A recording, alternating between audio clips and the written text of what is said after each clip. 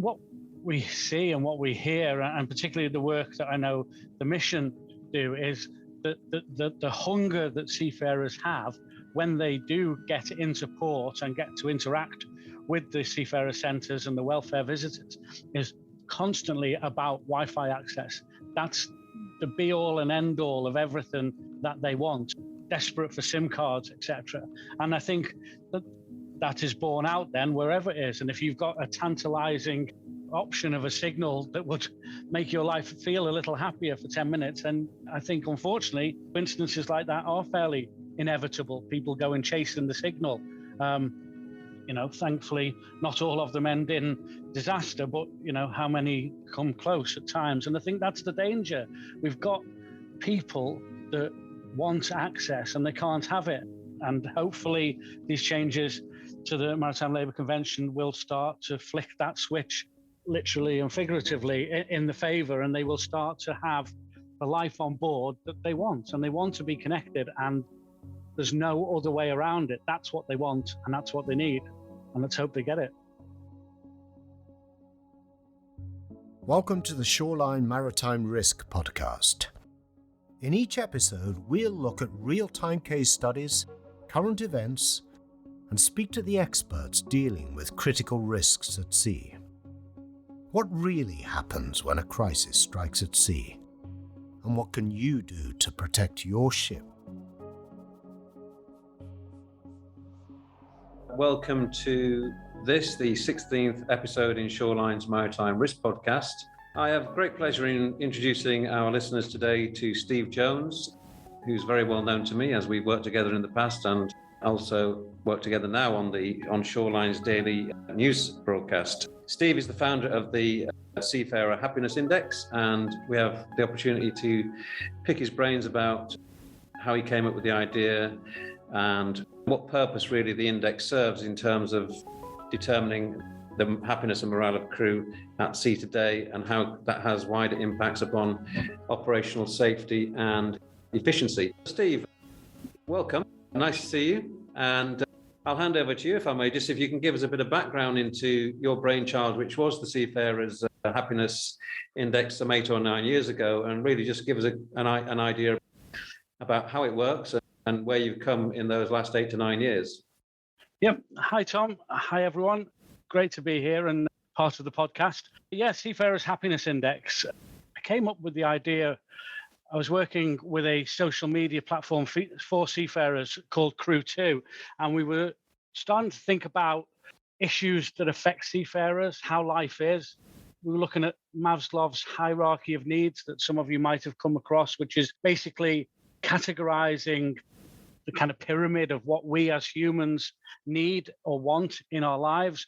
And that got us thinking about seafarers and how their lives are and the realities as they face them at sea. And we thought, well, that's great. And we started talking about those issues. But then the big vacuum that we all so often have is, what do seafarers themselves think? It's great for us as former seafarers to rattle on and swing the lantern and talk about the old times, but it's really important to actually find out what seafarers themselves today are experiencing. And rather than just have a kind of flat survey that kind of generated a few useful sound bites, but nothing really more, we thought it'd be nice to start to mirror some other things in the industry, the likes of the Baltic Index, the Confidence Index that was around for a while, and really have a peg to hang up the data on. So we ask 10 standard questions every quarter of seafarers globally across a host of different aspects of their lives.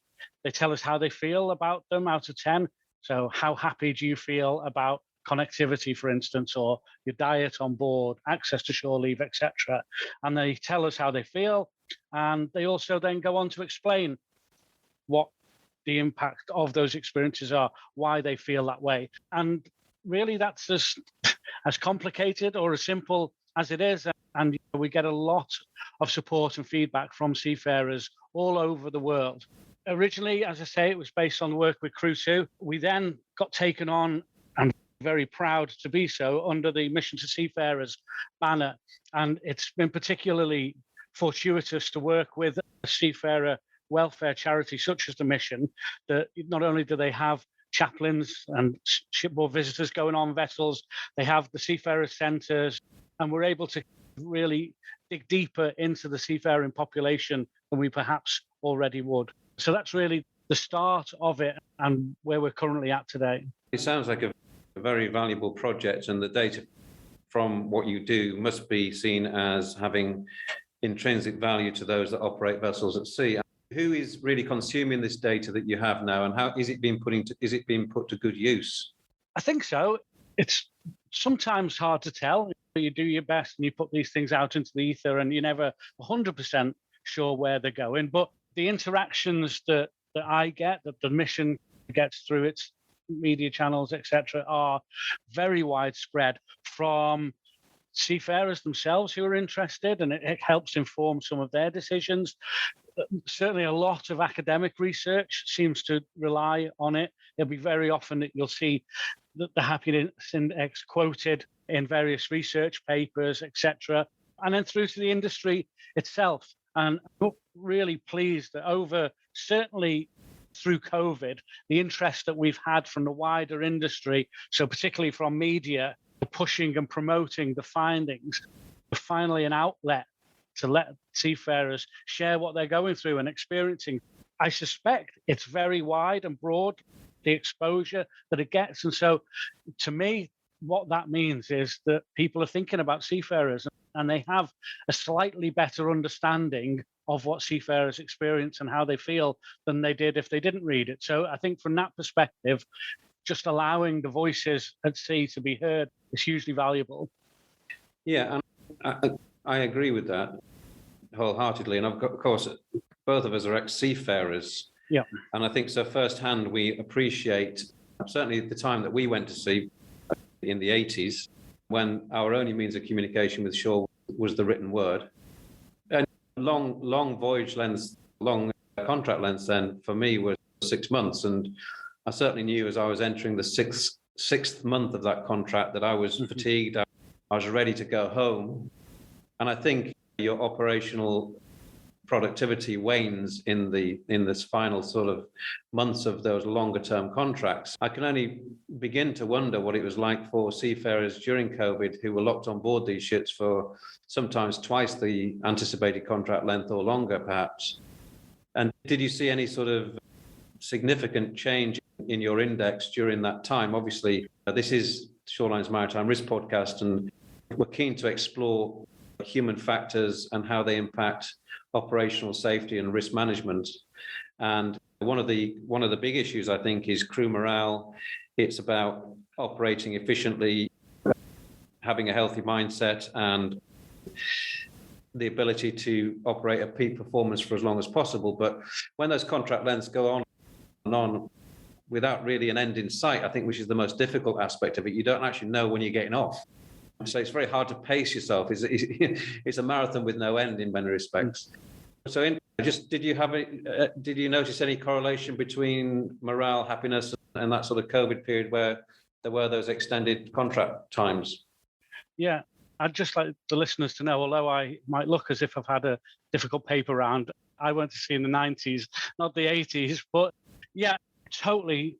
That was the experience through COVID. It was what we termed the yo-yo years, and you could almost plot the spikes globally against happiness. So where COVID spiked, the data plummeted, and we got the impact of lack of shore leave and that uncertainty. And then all of a sudden, there was a suspected easing of lockdowns or the impacts, or maybe the various initial kind of COVID variants were falling away. And then we'd get a bit more optimism sneaking back in. So the quarters were down and then they were up a bit more. And then some other variant had kicked off and people were struggling again. And so it totally mirrored the impact of COVID itself. And we got exactly that, those messages that I don't know when I'm going home and I can't cope with that.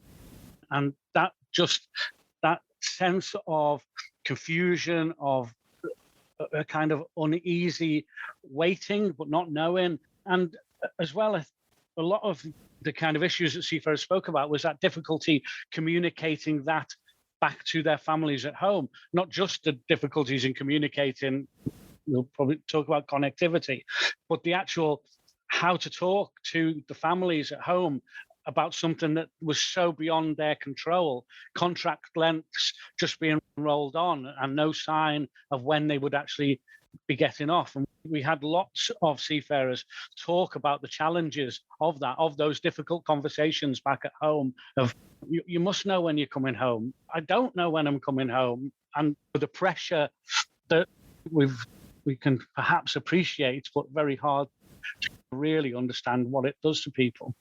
Absolutely. And that segues us quite nicely into another area of interest, particularly for Shoreline, given the content we have delivered via this medium on the issue of cyber security. Yeah. Obviously, there's a lot of noise in the press recently about changes to the MLC with respect to heightened obligations placed upon ship owners and operators to deliver a greater degree of connectivity to their crews on board their vessels going forward. You might want to speak a bit about that. But really, with that comes the sort of cybersecurity challenge as well, which obviously has to give a degree of concern for the ship operators. How are you seeing ship operators respond to the new MLC obligation? And have you seen any, or have you had any discussions around how they're going to manage that risk gap that's going to arise as a consequence of this always-on connectivity that they can hopefully try and deliver to their crews to improve happiness and morale? I think that the biggest tendency has been cautious positivity. Seafarers, from a seafarer's perspective, yes, it will be great to have mandatory access, but what does that really mean? How much is it going to cost me? What is the standard of that going to be? So until we start to see the full realistic technology picture emerge, they're still a little bit dubious as to what that will mean. From the operator perspective, yes, I think there is a little bit of fear of what the implications of this actually means. How are they going to deliver it? How expensive will it be?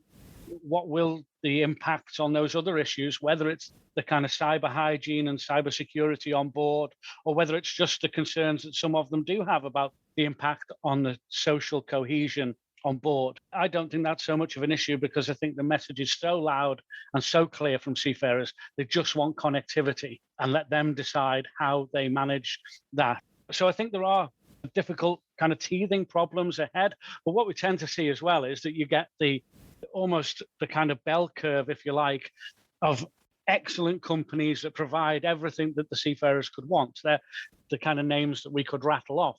You've then got at the far end of that, the terrible companies that probably aren't even companies, they're just people who happen to have some ships. And then in the middle, you've got this swollen kind of morass of all the rest of them jockeying for position on what this actually means, how they're going to deliver it, and what the implications of that are. So I think at the moment it's cautious positivism, but we don't fully know how it's going to be rolled out or what the implications are. Yeah, and I think one of the most dramatic illustrations of the lack of connectivity was the unfortunate case of the Wakashio back in 2020, which ran aground off the Mauritian coral reef. Whilst we understand the ship's master and crew were searching for better cell phone signals during the Christmas holiday period. Now, we can all empathise with the need for connecting with loved ones at home during the Christmas holiday, but not at the expense of the vessel and the coral reef and the environment and the safety of all seafarers on board.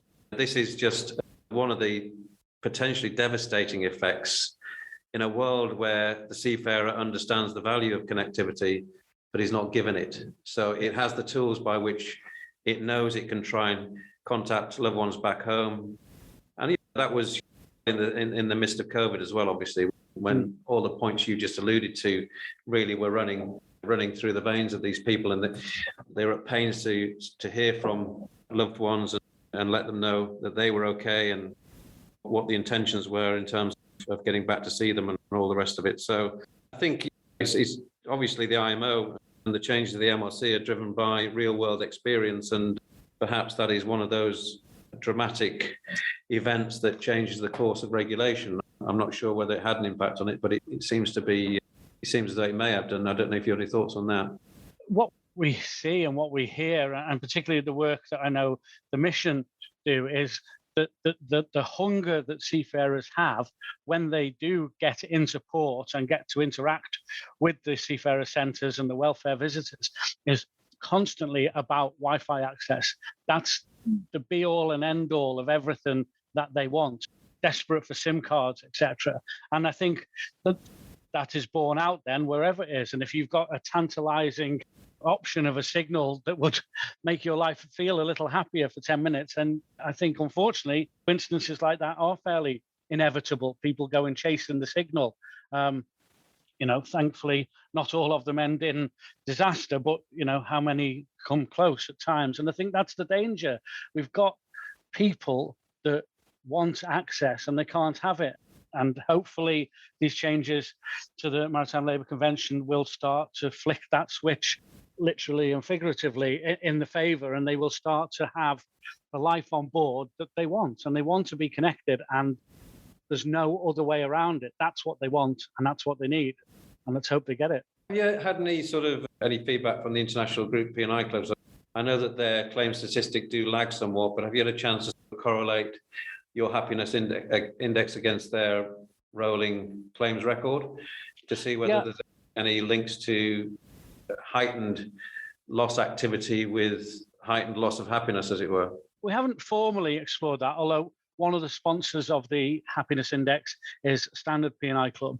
So we work very closely with their loss prevention department, and they are very much party to the results, and we have discussions about the impacts of various things. So the data certainly goes into that mix and of allowing them to perhaps understand some of these triggers better than perhaps they otherwise would have done.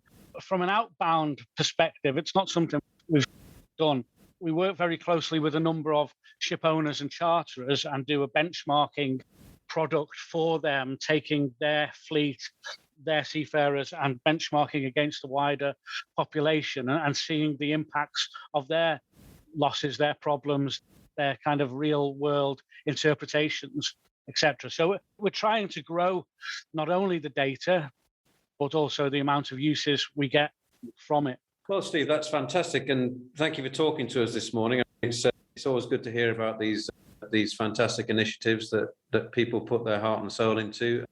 I think it can only have a positive impact upon our industry's perception of what it means to be at sea and how that's going to evolve over time. I don't know if you want to end with any closing remarks, but it's been great speaking with you this morning. Yeah, no, thanks. And everything is about that seafarer's voice and working with the mission and their growing kind of footprint, and particularly as they're pushing out into the United States to provide the welfare for seafarers, but getting those messages about what seafarers experience. And so working with the likes of yourselves, who it is important to, and getting that message wider and further, and understanding that those fundamental risks that people face, it still is in the hands of humans. And, we have to listen to their experiences and understand the fallibility, the mistakes, the things that happen, but there are reasons underpinning them. And hopefully the Seafarers Happiness Index gives us a little bit of an insight into those really important factors. So it's an honor to speak to you, with you, and hopefully it's of interest to the listeners. Thank you very much. Thank you very much.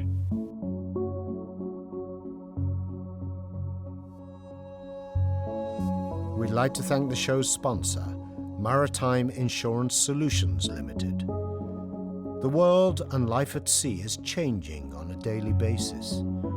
Shipping companies and owners are facing evolving threats, from political risk to increased maritime cyber risk.